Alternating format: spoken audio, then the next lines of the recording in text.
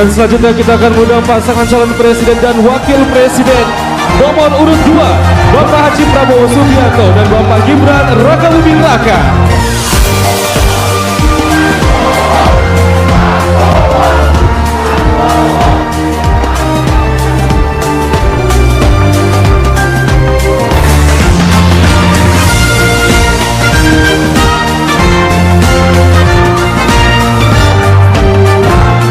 Berkenan kepada Bapak untuk bisa menempati tempat duduk yang telah ditentukan.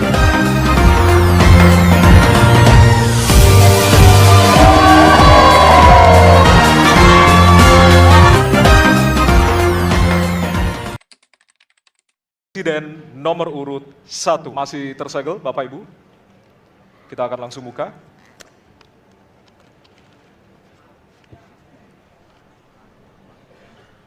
Salah satu pilar penting demokrasi adalah partai politik.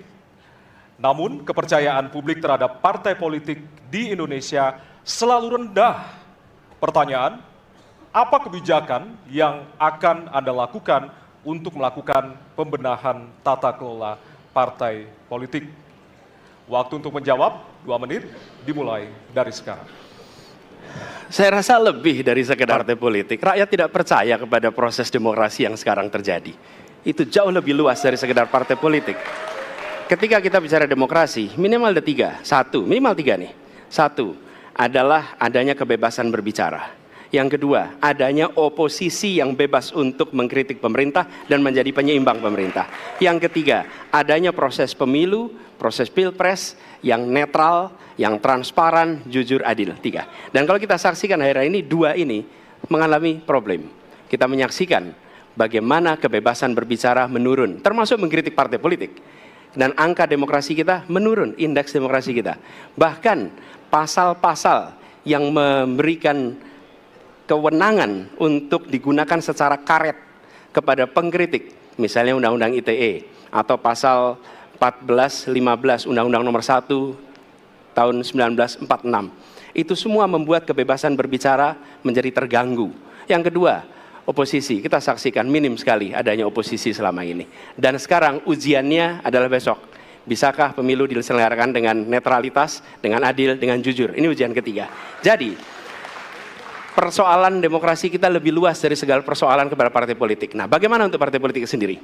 Partai politik baru mengembalikan kepercayaan. Tapi di sini ada peran negara. Menurut saya salah satu masalah yang mendasar partai politik ini memerlukan biaya. Dan biaya politik selama ini tidak pernah diperhatikan di dalam proses politik. Untuk kampanye, untuk operasional partai, semua ada biayanya. Sudah saatnya pembiayaan benar, ada transparansi, sehingga rakyat pun melihat ini institusi yang bisa dipertanggungjawabkan. Jadi salah satu reformnya adalah reform pembiayaan politik oleh partai politik. Terima kasih. Baik. Waktu sudah habis, terima kasih. Kini kami persilakan calon presiden nomor urut 2 untuk menanggapi jawaban calon presiden nomor urut 1. Waktunya 1 menit dimulai dari sekarang. Mas Anies.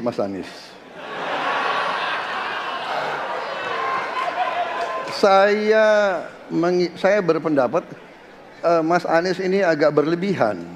Mas Anies mengeluh tentang demokrasi ini dan itu dan ini. Mas Anies dipilih jadi gubernur DKI menghadapi pemerintah yang berkuasa.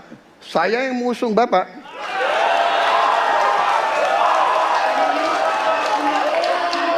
Kalau demokrasi kita tidak berjalan, tidak mungkin Anda jadi gubernur.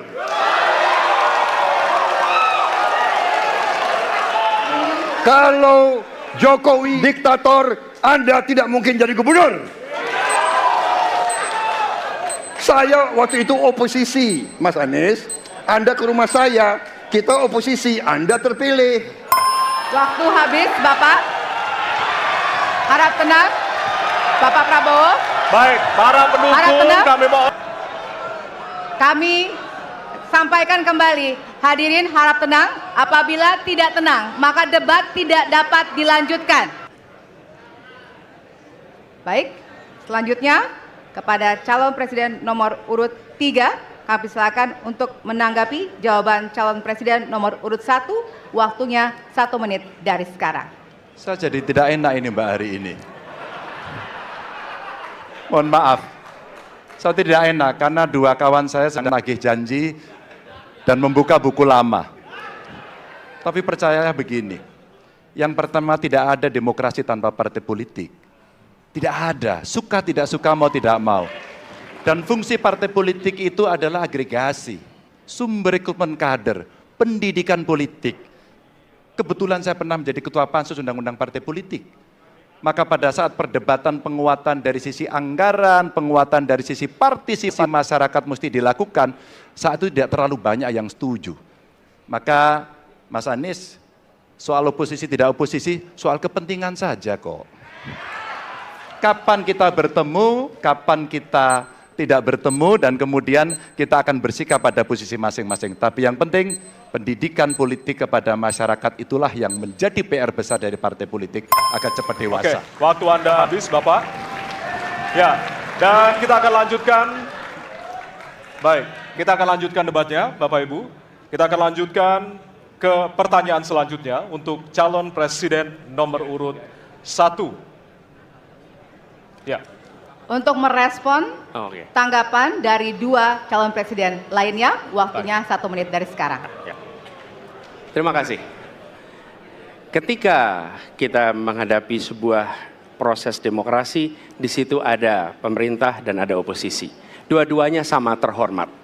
Dan ketika proses pengambilan keputusan itu dilakukan, bila ada oposisi, maka selalu ada pandangan perspektif berbeda yang membuat masyarakat bisa menilai. Karena itu oposisi itu penting dan sama-sama terhormat. Sayangnya tidak semua orang tahan untuk berada menjadi oposisi. Oke? Seperti sampaikan Pak Prabowo tidak tahan untuk menjadi oposisi. Apa yang terjadi? Beliau sendiri menyampaikan bahwa tidak berada dalam kekuasaan membuat tidak bisa berbisnis, tidak bisa berusaha. Karena itu harus berada dalam kekuasaan. Kekuasaan lebih dari soal bisnis, kekuasaan lebih dari soal uang, kekuasaan soal kehormatan untuk menjalankan kedaulatan rakyat. Baik, waktu Anda habis Bapak. Terima Kami kasih. mohon sekali lagi kepada para hadirin yang berada di halaman KPU. Ditahan dulu. Baik.